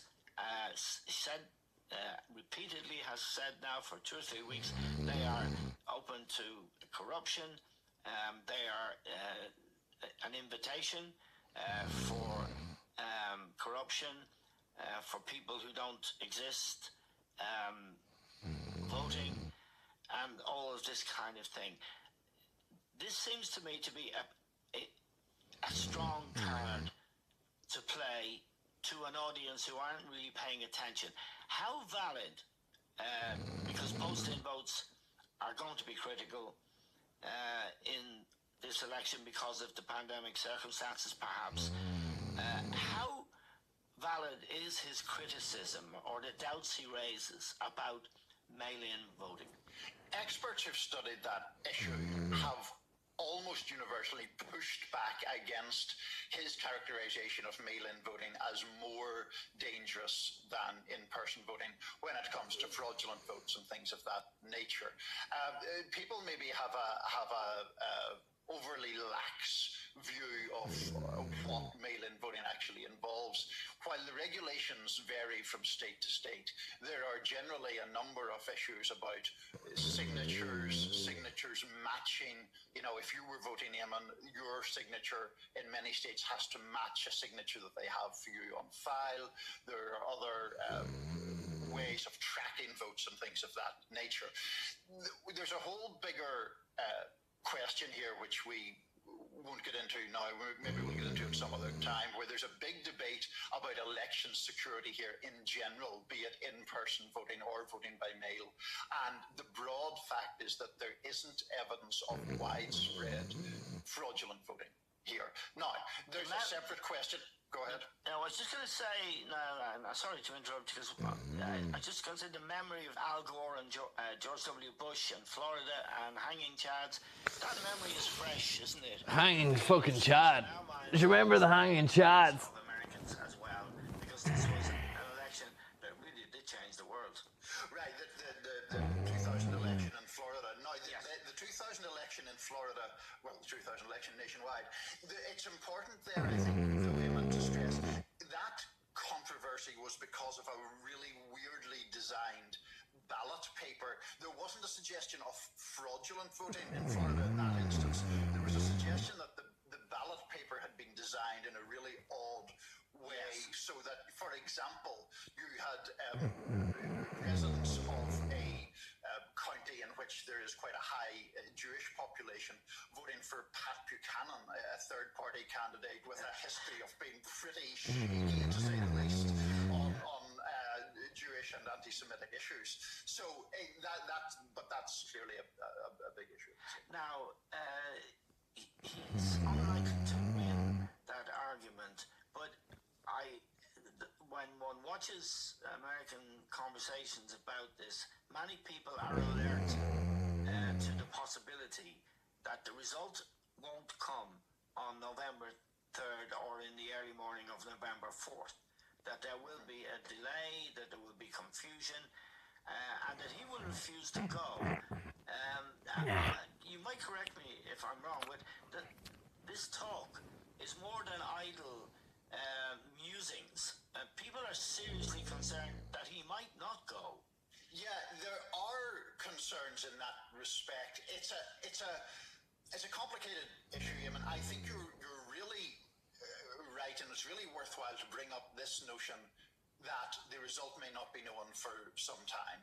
That would be very unusual in American elections, with occasional exceptions like the Bush-Gore election, which was truly exceptional. My recollection is about 500 votes in Florida ended up deciding that.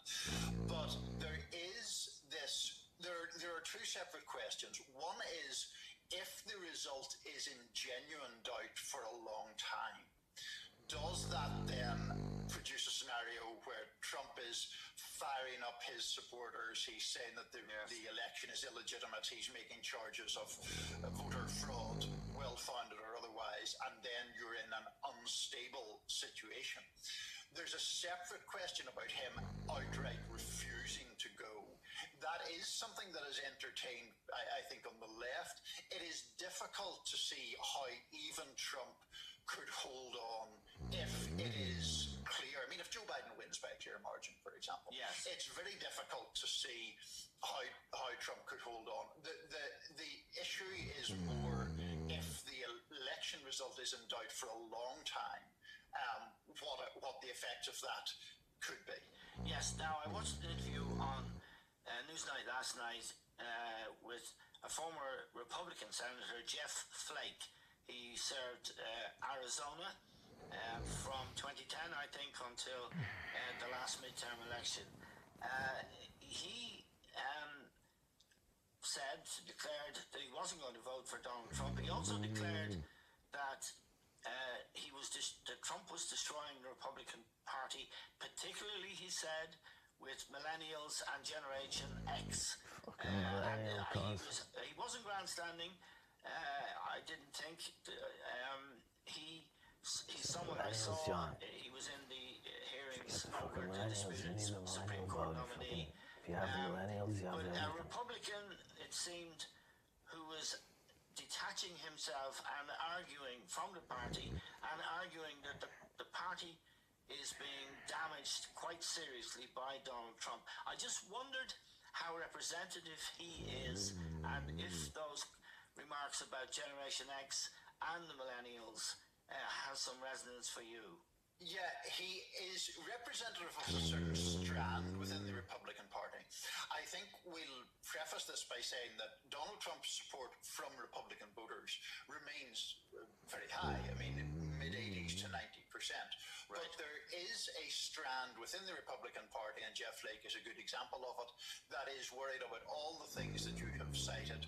doesn't think of Donald Trump as a conservative, doesn't think of Donald Trump as really having any political principles at all, believes that Donald Trump is a purely transactional figure who is in politics for his own aggrandizement and perhaps enrichment, and therefore has all these concerns. I do think that there is a legitimate point to be raised about the damage that Donald Trump is doing to the Republican Party in the minds of those younger voters that you talk about. I mean, this is one of the reasons why this election is going to be fascinating. I was talking earlier on about the fact that the polls may tighten. This may be a closer election than it looks right now. It's also possible that doesn't happen. If there were to be a really stinging rebuke delivered to Donald Trump, and that rebuke took Republican senators down with it, for example, then I think that would be a very big moment, because it would suggest, albeit after 4 years of a Trump presidency, that the kind of politics in which he traffics doesn't actually work beyond that hardcore reactionary base. Yeah, and can you just explain to me, and to our listeners, of course, the mechanics of the elections that will take place alongside the presidential election? That is, the House of Representatives, as you explained it to me during the week when we had a conversation, they all have to stand for re-election every 2 years. In the Senate, it's somewhat different. You have a 6-year term, and then you have to stand. And I think a third of the Senate is up for grabs, or something like that. Can you explain to us how that works and how significant it is, assuming, for example, you had a Biden presidency? Yeah, so just briefly, I mean, the House of Representatives has 435 members, all of whom serve just 2-year terms. So every election, be it a presidential year or a so-called midterm year, all of the House are up for re-election. The Senate is a more peculiar system. It is a 6-year term in the Senate, but the elections are held on a rolling basis. So every election year, every 2 years, 1/3 of the Senate is up for re-election. Right now, Democrats have the majority in the House of Representatives. They are not expected to lose that, certainly as it stands right now. That means that the expectation is Nancy Pelosi will continue to be Speaker of the House of Representatives. But the Senate, in terms of the Congress, is where the action is come November. Republicans hold a fairly narrow majority in the Senate. That could be endangered. If it were, that would change a lot, assuming Joe Biden is elected, because, again, to make a long story short, Senate votes are increasingly done on the basis of a simple majority rather than a supermajority, which had been required more in the past. Right. And if Democrats hold the majority there, and the House and the White House, that's what's known here as a unified government, and it gives Joe Biden, were he to be elected, much more leeway to do whatever he wishes to do. Yes. Now, the question of the Biden campaign, and he had said that he would announce his running mate for the vice presidency this week, actually. He hasn't done so, and I noted again from homework that you sent me, Niall, that an issue has arisen around one of the potential choices to run with Biden, Karen Bass. She's a Democrat member of the House of Representatives. She has problems in Florida because she supported Fidel Castro, and that is poison electorally in Florida. So she apparently, otherwise, she would have been a credible candidate. What's happening there? Is there anybody emerging? And what's the story with Karen Bass and the need not to alienate Cuban Americans? I think maybe the first part is the most interesting part to take right away. Cuban Americans Republicans in Florida are a vital constituency, making up around about 6% of the votes cast there. There's a whole fascinating history here. I mean, most Cuban Americans in Florida fled Florida, whether during or in the immediate aftermath of Fidel Castro's revolution or in later waves, and typically are hostile to Castro, who of course died several years ago, and hostile to people who are sympathetic to him. Yeah. Karen Bass pretty clearly was sympathetic to him. I mean, we could go into the history of that, but she made sort of rather she paid tribute to him on his death in rather glowing terms. She paid tribute to El Presidente.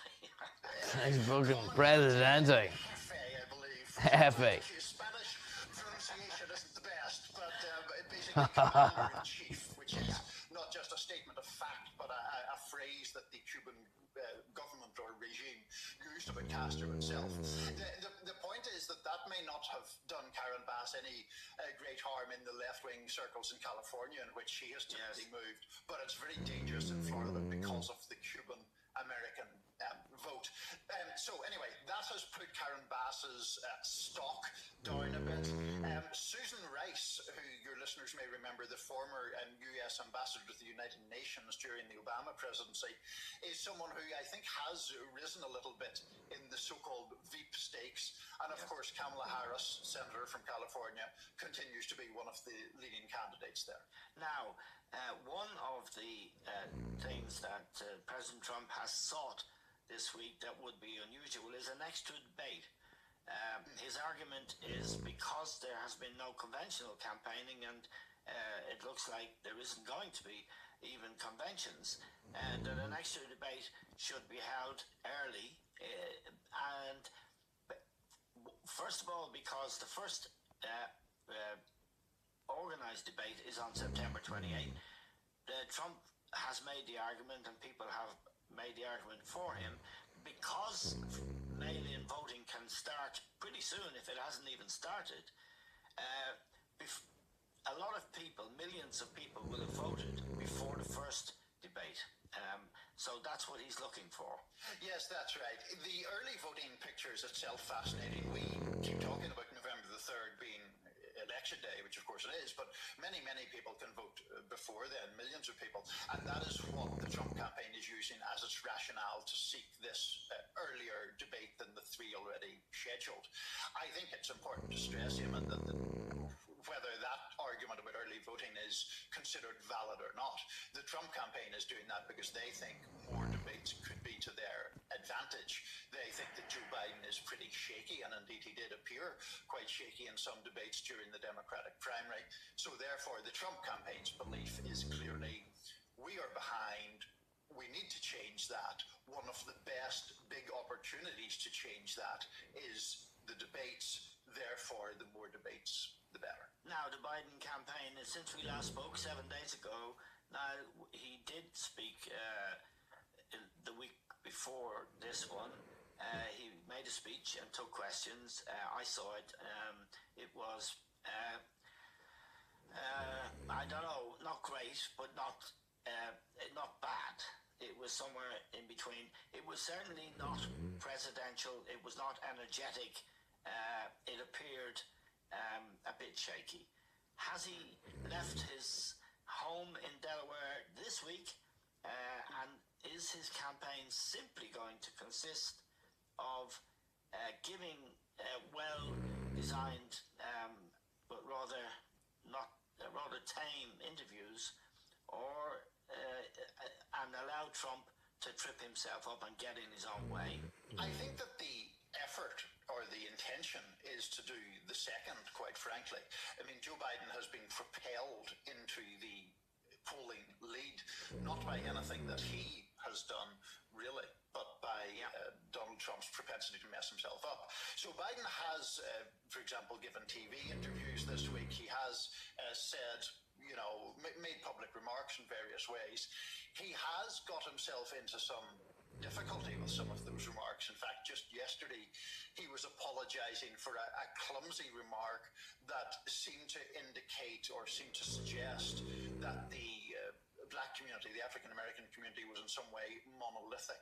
He was contrasting that, or seeking to contrast that, with the Latino community.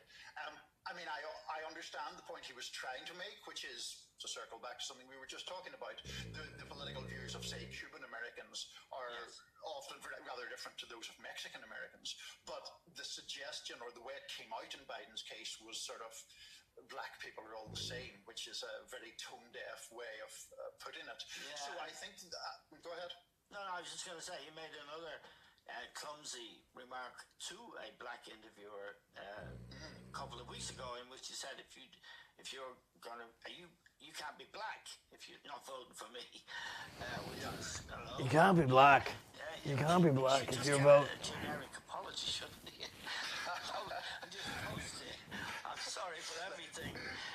Like a rubber stamp each time to go around and say sorry.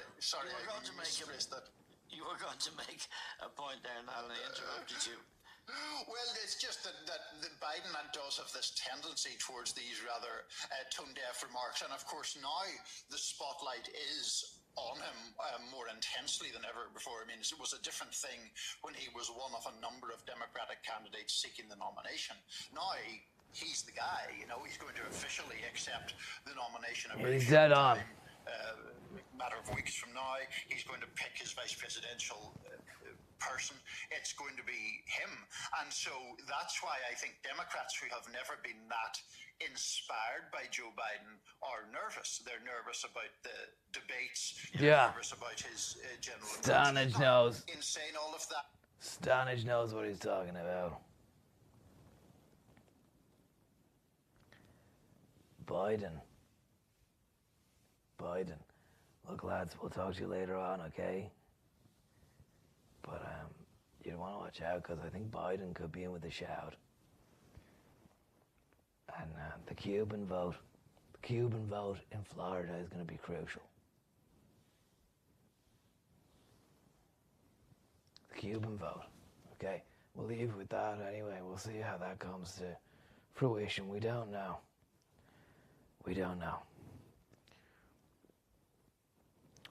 Okay, we'll see you later, lads. Good night and God bless. We'll see you later. Biden. Good Biden.